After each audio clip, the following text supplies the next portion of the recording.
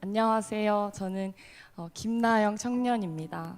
네, 먼저 저에게 하나님을 자랑할 수 있는 경험을 허락하신 하나님께 너무너무 감사드립니다.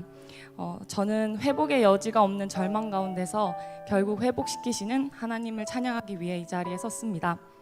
3월에 있었던 부모와 자녀 세대를 위한 특별 집회에서 다니엘라 자매의 간증을 듣고 기도하던 중에 하나님께서 청년들 안에 기도 모임을 원하신다는 것을 알려주셨습니다.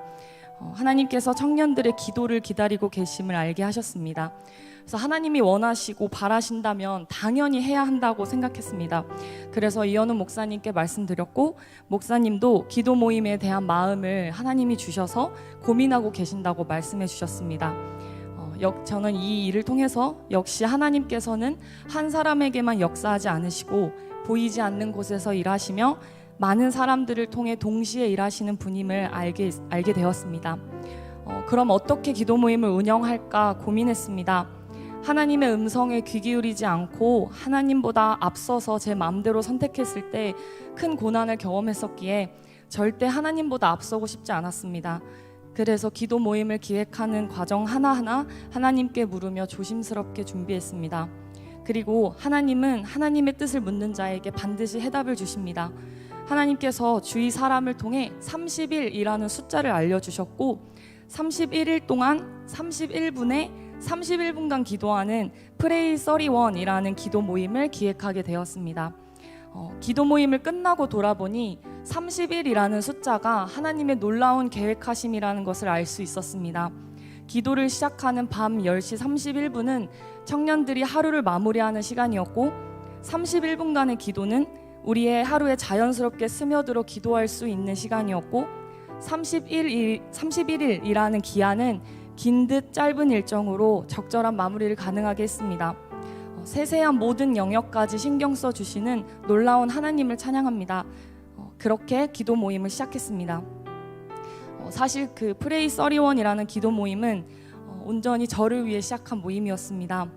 어느새 끊겨버린 하나님과의 긴밀한 교제를 회복하고 싶었고, 절망의 안개에 막힌 듯 앞이 보이지 않는 제 눈에 희망이 보이길 원했습니다. 정년에 여러 일을 겪으면서 고난의 시간을 걸었습니다. 고난의 아픔은 슬픔이 되었고, 절망이 되었고, 허망이 되었고, 저에게 육체의 고통을 주었고 트라우마가 되었습니다. 저는 2022년을 살아가고 있지만 저의 일부는 아직 작년에 머물러 있습니다.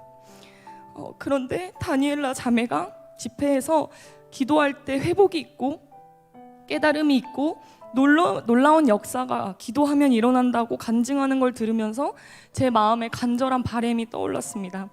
나도 회복하고 싶다. 진짜 다시 살아나고 싶다.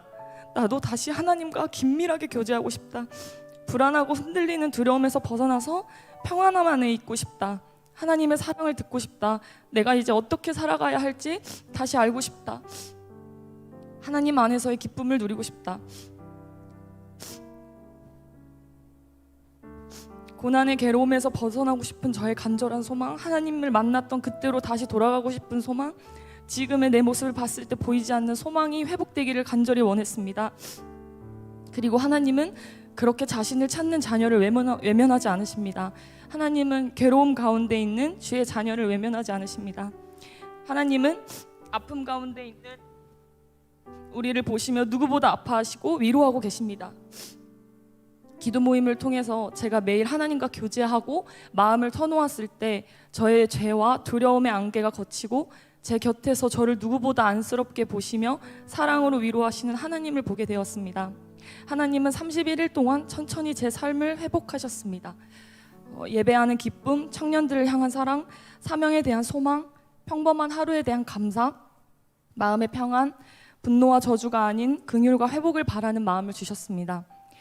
기도 모임의 마지막 날인 31일을 돌아보며 그저 감사할 뿐이었습니다. 내가 정말 회복할 수 있을까? 내가 다시 예전처럼 하나님을 믿을 수 있을까? 내가 미래를 소망할 수 있을까라는 저의 의심의 모습이 어느새 제가 바라고 기도했던 대로 아니 그보다 더 하나님이 회복시키셨습니다.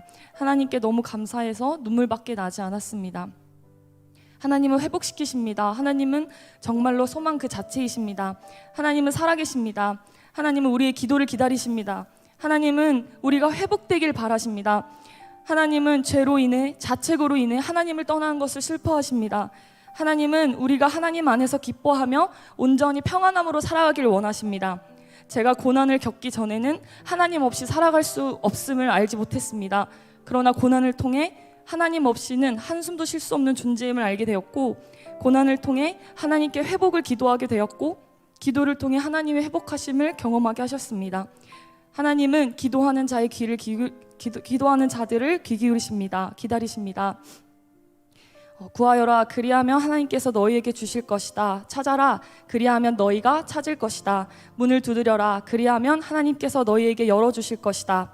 마태복음 7장 7절 말씀. 그날이 오면 사람들이 예루살렘에게 말할 것이다. 시온아 두려워하지 말아라. 힘없이 팔을 늘어뜨리고 있지 말아라. 주 너의 하나님이 너와 함께 하신다. 구원을 베푸실 전능하신 하나님이시다. 너를 보고서 기뻐하고 반기시고 너를 사랑으로 새롭게 해주시고 너를 보고서 노래하며 기뻐하실 것이다. 축제 때에 즐거워하듯 하실 것이다. 내가 너에게서 두려움과 슬픔을 없애고 네가 다시는 모욕을 받지 않게 하겠다. 스바냐 3장 16절에서 18절 말씀. 아멘. 하나님은 약속을 지키시는 분이기 때문에 저뿐만 아니라 기도 모임에 참석했던 모든 청년들의 삶에도 하나님이 역사하셨을 것을 확신합니다. 하나님은 우리가 기도하길 기다리십니다. 우리가 회복하길 간절히 바라십니다. 그리고 기도하는 자에게 반드시 역사하십니다. 절망 가운데서 결국 회복시키시는 하나님께 모든 영광과 찬양과 감사를 올려드립니다. 하나님 감사합니다. 사랑합니다.